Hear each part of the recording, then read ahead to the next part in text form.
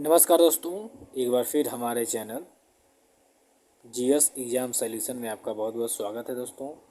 दोस्तों आज के इस वीडियो में हम यूपी ट्रिपल एससी पेट एग्ज़ाम के लिए भारतीय इतिहास से संबंधित उसके अंतर्गत आने वाले पुष्यभूति वंश, वर्धन वंश, उसके अंतर्गत हर्षवर्धन जो मेन मुख्य किरदार निभाएंगे, इनके बारे में प्राचीन भारत के इतिहास से संबंधित थ्योरी और ऑब्जेक्टिव टाइप के प्रश्न देखेंगे, जिसमें विगत वर्षों में पूछे गए प्रश्नों के साथ ज़बरदस्त प्रैक्टिस इसमें कराई गई है इस वीडियो के माध्यम से। तो आप चैनल को सब्सक्राइब कर लेंगे और वीडियो पूरा एंड तक देखेंगे। बने रहिए हमारे जीएस एग्ज़ाम सॉल्यूशन के साथ। तो दोस्तों चलिए हम स्टार्ट करेंगे अपना वीडियो। सबसे पहले थ्योरी सेक्शन को देखा जाएगा। तो थ्योरी सेक्शन में है कि पुष्यभूति वंश का संस्थापक पुष्यभूति था, उनकी राजधानी थानेश्वर थी। यहाँ आप ध्यान देंगे वर्धन या पुष्यभूति वंश, ठीक है, एक ही है। तो वर्धन या पुष्यभूति वंश का जो संस्थापक था वो पुष्यभूति था, ठीक है, और इसकी राजधानी थी थानेश्वर।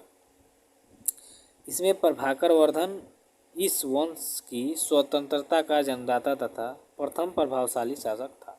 देखिए पुष्यभूति के बाद प्रभाकर वर्धन आते हैं, जो इस वंश के स्वतंत्रता और जन्मदाता कहे जाते हैं, क्योंकि यह सबसे महान योद्धा थे इन लोगों में। तो प्रभावशाली शासक, इसने परम भट्टारक और महाधिराज जैसी सम्मानजनक उपाधि धारण की।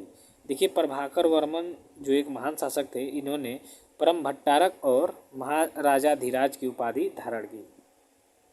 नेक्स्ट देखेंगे, अगला है प्रभाकर वर्धन की पत्नी यशोमती से दो पुत्र राज्यवर्धन और हर्षवर्धन तथा एक कन्या राजश्री उत्पन्न हुई। यानी हर्षवर्धन के पिता का नाम था प्रभाकर वर्मन और हर्षवर्धन की माता का नाम था यशोमती। तो प्रभाकर वर्धन और इनकी पत्नी यशोमती से दो पुत्र हुए, एक का नाम राजवर्धन था और दूसरे का नाम हर्षवर्धन था। राजवर्धन बड़े थे, हर्षवर्धन छोटे थे। और एक कन्या भी उत्पन्न हुई जिसका नाम राजश्री था। राजश्री का विवाह इन्होंने कन्नौज के मौखरी राजा ग्रहवर्मा के साथ कराया गया था। फिर मालवा के शासक देवगुप्त ने ग्रहवर्मा की हत्या कर दी और राजश्री को बंदी बनाकर कारागार में डाल दिया। ठीक है, देखिए यहाँ पे बहुत ही दिलचस्प किस्सा है। देखिए क्या होता है कि राजश्री का विवाह कन्नौज के मौखरी राजा ग्रहवर्मा के साथ कर दिया जाता है, जो कि कन्नौज के राजा रहते हैं। और वहीं मालवा का एक शासक देवगुप्त है, इसने क्या करता है कि ग्रहवर्मा की हत्या कर देता है। यानी राजश्री के पति जो ग्रहवर्मा मौखरी राजा हैं कन्नौज के, उनकी हत्या कर देता है कौन? देवगुप्त। और राजश्री यानी हर्षवर्धन की बहन को, राजश्री को, देवगुप्त क्या करता है? बंदी बना लेता है और कारागार में डाल देता है। चलिए नेक्स्ट देखते हैं। नेक्स्ट है आपका कि राजवर्धन ने देवगुप्त को मार डाला। अब देखिए जब राजवर्धन को मालूम चलता है कि देवगुप्त ने हमारे राजश्री के पति को मार दिया है और मेरी बहन को कारागार में डाल दिया है, तो राजवर्धन देवगुप्त को मार डालते हैं। परंतु देवगुप्त के मित्र शशांक ने धोखा देकर राजवर्धन की हत्या कर दी। देखिए देवगुप्त का एक मित्र है शशांक, जो बहुत ही लालची होता है दोस्तों। तो ये क्या करता है कि धोखा देकर राजवर्धन की हत्या कर देता है। उसके बाद राजवर्धन की मृत्यु के बाद 606 ईस्वी में 16 वर्ष की अवस्था में हर्षवर्धन थानेश्वर की गद्दी पे बैठते हैं। देखिए एक इम्पॉर्टेंट बात यह है कि 606 ईस्वी में राजवर्धन की मृत्यु होती है, तो उस समय हर्ष 16 साल के होते हैं। तो इनको थानेश्वर की गद्दी पर बैठाया जाता है 16 वर्ष की अवस्था में। और हर्ष को शिलादित्य के नाम से भी जाना जाता था। इसने परम भट्टारक नरेश की उपाधि धारण की। देखिए राजवर्धन के बाद जब हर्षवर्धन थानेश्वर की गद्दी पर बैठे तो ये परम भट्टारक की उपाधि धारण की और इनको शिलादित्य के नाम से भी जाना जाता है, आप याद रखेंगे। चलिए ध्यान देंगे दोस्तों। हर्ष ने शशांक को पराजित कर कन्नौज पर अधिकार कर लिया तथा उससे अपनी राजधानी बनाई। देखिए थानेश्वर से राजधानी कब चेंज होता है? तो हर्ष के शासनकाल में। हर्ष थानेश्वर से अपनी राजधानी कन्नौज कर लेते हैं शशांक को पराजित करके। ठीक है, चलिए। हर्ष और पुलकेशिन द्वितीय के बीच नर्मदा नदी के तट पर युद्ध हुआ, जिसमें हर्ष की पराजय हुई।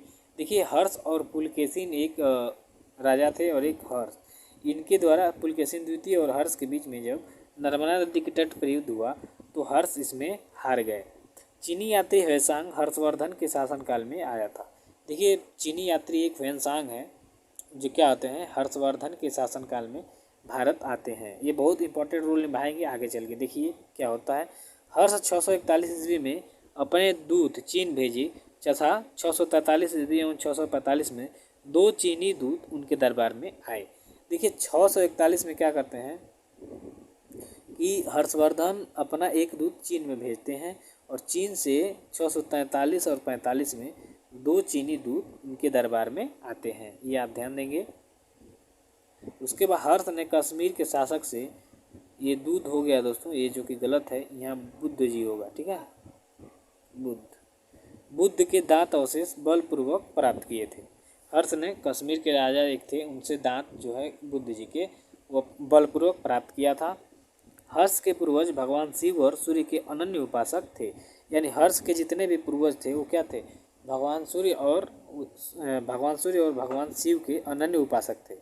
प्रारंभ में हर्ष भी अपने कुल देवता शिव का परम भक्त था, लेकिन चीनी यात्री ह्वेनसांग से मिलने के बाद उसने देखिए यहाँ भी थोड़ा टाइपिंग गलती हो, यहाँ बौद्ध होगा, ध्यान देंगे। बौद्ध धर्म की महायान शाखा को राजाश्रय प्रदान किया था तथा वह पूर्ण बौद्ध बन गया। देखिए शुरू में हर्षवर्धन शिव भक्त रहते हैं, लेकिन ह्वेनसांग से मिलने के बाद वो धर्म परिवर्तन कर लेते हैं और महायान बौद्ध धर्म के महायान शाखा के सदस्य हो जाते हैं, ठीक है। चलिए अगला है कि हर्ष के समय में नालंदा महाविहार महायान बौद्ध धर्म की शिक्षा का प्रधान केंद्र था। यानी नालंदा महाविहार जो था वो बौद्ध धर्म के महायान शाखा का शिक्षा का प्रधान केंद्र था। और हर्ष के समय में प्रयाग में प्रति 5वें वर्ष एक समारोह आयोजित किया जाता था, जिसे महामोक्ष परिषद कहा जाता था। ह्वेनसांग स्वयं 6वें समारोह में सम्मिलित हुआ था, ठीक है। देखिए 5 वर्ष में क्या करते थे कि हर 5वें वर्ष हर्ष एक समारोह आयोजित करते थे, जिसमें वो जो कुछ मानता था सबको दान कर देते थे, ठीक है। तो ये 6वें जो कराया था हर्ष ने समारोह, उसमें ह्वेनसांग 6वें समारोह में सम्मिलित हुआ था। चलिए नेक्स्ट है कि बाणभट्ट हर्ष के दरबारी कवि थे, जिन्होंने हर्षचरित एवं कादम्बरी की रचना की। बहुत इंपॉर्टेंट क्वेश्चन यहाँ से तो बनना ही है, आप ध्यान देंगे कि बाणभट्ट हर्ष के दरबारी कवि थे, इन्होंने हर्षचरित एवं कादम्बरी की रचना की थी। प्रियदर्शिका, रत्नावली तथा नागानंद नामक 3 संस्कृत नाटक ग्रंथों की रचना हर्ष ने की थी। देखिए प्रियदर्शिका, रत्नावली और नागानंद, ये भी बहुत पूछता है, आप इंपॉर्टेंट कर लीजिए, वेरी इंपॉर्टेंट। इसकी रचना स्वयं हर्ष ने की थी। और हर्ष के अधीनस्थ शासक जो महाराज अथवा सामंत कहे जाते थे, यानी हर्ष के अंतर्गत जो शासक होते थे उसको महाराज या महासामंत कहा जाता था। यह वेरी इंपॉर्टेंट तीनों पॉइंट है, आप ध्यान देंगे। हर्ष के मंत्री परिषद के मंत्री को सचिव या अमात्य कहा जाता था। यानी हर्ष का जो मंत्री परिषद होता था उसके मंत्री को सचिव या आमंत कहा जाता था। चलिए नेक्स्ट है आपका कि प्रशासन की सुविधा के लिए हर्ष का साम्राज्य कई प्रांतों में विभाजित था। प्रांत को भुक्ति कहा जाता था और प्रत्येक भुक्ति का शासक राजस्थानिक, उपरिक अथवा राष्ट्रीय वाला कहलाता था, ठीक है। ये आप ध्यान देंगे कि हर्ष का जो प्रशासन सुविधा था तो उसके जो साम्राज्य थे वो कई प्रांतों में विभाजित थे और प्रत्येक प्रांत को भुक्ति यहाँ कहा जाता था और प्रत्येक भुक्ति का शासक आपका राजस्थानिक, उपरिक और राष्ट्रीय होता था। भुक्ति का विभाजन जिलों में हुआ था और जिले की संज्ञा थी विषय। यानी देखिए जो भुक्ति यानी प्रांत होता था उसमें कई जिले बने होते थे और उन जिलों को जिला न कह के विषय कहा जाता था और विषय का प्रधान विषयपति होता था और विषय के अंतर्गत कई पाठक यहाँ ध्यान देंगे तहसील से, ठीक है। पाठक मतलब तहसील, तो कई पाठक होते थे। यानी देखिए भुक्ति में कई जिला होंगे और जिले को विषय कहा जाता था और विषय का प्रधान विषयपति होता था और जो विषय यानी जिले के अंतर्गत कई तहसीलें होती थी तो उनको पाठक बोला जाता था, ठीक है। आप ध्यान देंगे यहाँ तक। नेक्स्ट देखेंगे दोस्तों, ग्राम शासक की सबसे छोटी इकाई थी। ग्राम शासन का प्रधान ग्रामाध्यपटली कहा जाता था। ये वेरी इंपॉर्टेंट है, ये अभी ध्यान देंगे। पुलिस कर्मियों को चाट या भाट कहा जाता था और हर्ष के समय मथुरा सूती वस्त्रों के निर्माण के लिए प्रसिद्ध था। ये वेरी इंपॉर्टेंट तीनों पॉइंट आप ध्यान देंगे कि हर्ष के समय मथुरा सूती वस्त्रों का निर्माण के लिए प्रसिद्ध था। पुलिस कर्मियों को चाट भाट कहा जाता था और ग्राम जो थी वो शासन की सबसे छोटी इकाई तो थी और ग्राम प्रधान जो इस समय हो उस समय ग्राम प्रधान को ग्रामाध्यपटली कहा जाता था। हर्षचरित में सिंचाई के साधन के रूप में तुला यंत्र का उल्लेख मिलता है। चलिए अब ऑब्जेक्टिव प्रश्नों को देखेंगे। पहला प्रश्न है आपका कि बाणभट्ट किसके दरबारी कवि थे। आपके सामने ऑप्शन ए हर्ष, बी है कनिष्क, सी है चंद्रगुप्त और डी है अशोक। तो बाणभट्ट जो है हर्ष के दरबारी कवि थे, यह सही होगा ऑप्शन ए। प्रश्न 2 देखेंगे कि हर्ष के साम्राज्य की राजधानी क्या थी। आपके सामने ऑप्शन है प्रयाग, बी है कनौज, सी है थानेश्वर और डी है मथुरा। तो थानेश्वर इनसे पहले थी, हर्ष के आने से पहले थानेश्वर राजधानी थी, यहीं भी इनका राज्याभिषेक हुआ। लेकिन शशांक को हराने के बाद ये अपनी राजधानी कन्नौज कर लेते हैं। ठीक है, तो इनका राजधानी थी कन्नौज। आपका ऑप्शन भी सही होगा। प्रश्न 3 में देखेंगे कि ह्वेनसांग किसके दरबार में आया था। आपके सामने ऑप्शन है मौर्य, बी है गुप्त, सी है हर्ष और डी है कनिष्क। तो ह्वेनसांग जो है दोस्तों वो आया था हर्ष के दरबार में। ऑप्शन सी आपका सही होगा। प्रश्न संख्या 4 देखेंगे कि चीनी यात्री ह्वेनसांग ने किस विश्वविद्यालय में अध्ययन किया था। आपके सामने ऑप्शन है तक्षशिला, बी है मगध, सी है विक्रमशिला और डी है नालंदा। तो नालंदा में दोस्तों चीनी यात्री ह्वेनसांग ने अध्ययन किया था, तो आपका ऑप्शन डी होगा सही। प्रश्न संख्या 5 देखेंगे कि हर्षवर्धन के साम्राज्य की पूरी व्यवस्था किस पर आधारित थी। आपके सामने ऑप्शन है सामंती, राजकीय, कुलीनतंत्री या गणतंत्री। तो हर्षवर्धन की जो पूरी व्यवस्था थी साम्राज्य की वो सामंती व्यवस्था थी। ऑप्शन ए आपका सही होगा।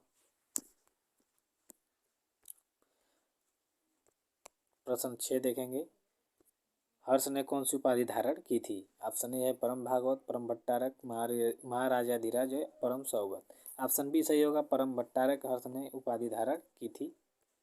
चलिए प्रश्न 7 देखेंगे कि हर्ष की बहन राजश्री के विवाह किस शासक के साथ हुआ था। हर्ष की बहन के नाम राजश्री था और किससे उसका शादी हुआ था। Option A Shashank, B Devgupta, C है ग्रहवर्मा और डी है ध्रुव। तो ग्रहवर्मा के साथ हर्ष की बहन राजश्री का विवाह हुआ था। चलिए प्रश्न 8 देखेंगे दोस्तों कि शासक ने बोधगया में स्थित बोधि वृक्ष कटवा दिया था। आपके सामने ऑप्शन है हर्ष, बी है राज्यवर्धन, सी है देवगुप्त या डी है शशांक। ऑप्शन डी सही होगा। इसने शशांक ने क्या किया था, ये कट्टर हिंदू था, ये सनातनी आदमी। तो इसने क्या किया, इसको बौद्ध धर्म पसंद नहीं आया तो बोधगया में स्थित बोधि वृक्ष को ही कटवा के नदी में फेंकवा दिया था। तो अगला क्वेश्चन बढ़ेंगे 9 पे। हर्षचरित एवं कादम्बरी की रचना किसने की थी। ऑप्शन ए है बाणभट्ट, बी है हर्षवर्धन, सी है देवगुप्त और डी है नागानंद। ऑप्शन ए सही होगा आपका, हर्षचरित एवं कादम्बरी के लेखक बाणभट्ट थे। प्रश्न 10 देखेंगे कि हर्ष के शासनकाल में जिले का सर्वोच्च प्रधान कौन होता था।